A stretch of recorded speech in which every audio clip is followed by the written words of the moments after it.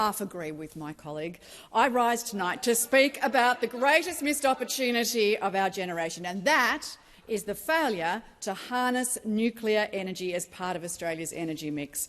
Because right around the world, nuclear power is being used to provide cheap, safe and zero-emissions energy. Nations like China, like India, South Korea and Japan are firing up new nuclear reactors. The United States and the United Kingdom, two governments from opposite sides of politics, are together forging a new civilian nuclear partnership to accelerate advanced reactor technology. Yet, here in Australia, the only developed nation in the G20 that bans itself from even considering nuclear energy as part of its plan for a net zero future, which is quite remarkable because Australia holds 111 known uranium deposits, nearly 30% of the world's resources. That's 1.8 million tonnes of potential going to waste. We've told Australians that they can dig uranium up.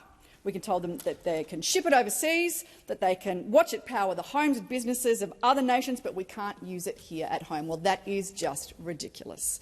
When you look internationally, nuclear energy is viewed as not only a political talking point, but a practical solution to lower emissions, to strengthen energy security and drive industrial growth. That's why 31 nations have signed the declaration to triple nuclear energy by 2050 at the two previous COPs. So while the world invests and builds and leads, we cling to old, outdated laws, old fears, old politics, and it's costing us, not just in leadership, but in credibility on the world stage. In 2022, the Albanese government announced that they would host the COP conference, COP31, but for years they sat on their hands, didn't do the work to secure it, and now we remain in a fight with Turkey to get that bid. This is our chance to lead global climate diplomacy, and the government is letting it slip. Nuclear energy isn't just theory. It's proven. And the future is here. It's here already. Small modular reactors, backed by the International Atomic Energy Agency, are compact, they're factory assembled, they can generate up to 300 megawatts each. That's one-third the size of traditional plants, with a faster build time, lower costs and easier grid integration. These reactors stabilise the grid when wind and solar fall short. They bring zero emissions dispatchable power to remote regions that are still reliant on diesel. So here is the thing. Here's the thing. Contemporary nuclear technology isn't a threat to renewables. It actually turbocharges them. We need to make sure that we're not closing the door to sources of energy that are clean, reliable and provide always-on energy. Now, here in Australia, we already have the expertise. The Opal reactor at Lucas Heights, operated by ANSTO, is a shining example of safe nuclear science. So we have the talent. We have the resources.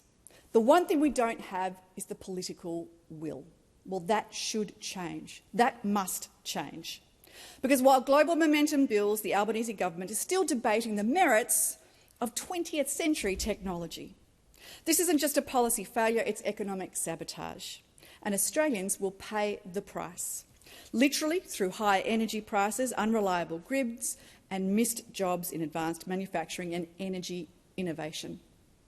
We can't power the future with bans from the past. We have to lean in and lean forward to new generation nuclear technology. It is the only clean emissions way to get to a net zero future. We can't be clean energy leaders while ignoring the very technology that will make us a clean energy leader.